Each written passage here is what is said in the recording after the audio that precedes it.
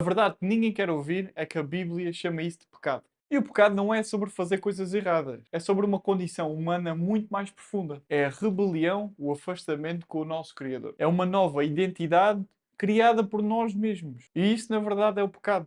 É a identidade, são padrões mentais, é a consciência que estamos a fazer o errado e mesmo assim fazemos. E o resultado sempre foi e sempre será o mesmo. É morte, separação e o caos. Mas há esperança. O mesmo manual que diagnostica o problema também oferece a cura. Deus não nos deixou simplesmente viver na nossa rebelião, no nosso afastamento. Ele entrou na nossa história através de um homem chamado Jesus Cristo. O próprio Criador veio resgatar. Cristo veio sobre a forma humana para nos revelar quem Deus realmente é e como devemos viver enquanto seres humanos. Ele teve que morrer para pagar pelo preço da nossa própria rebelião enquanto ser humano. E ressuscitou no terceiro dia para nos dar a nós uma nova vida. E assim restaurou o relacionamento com o Pai.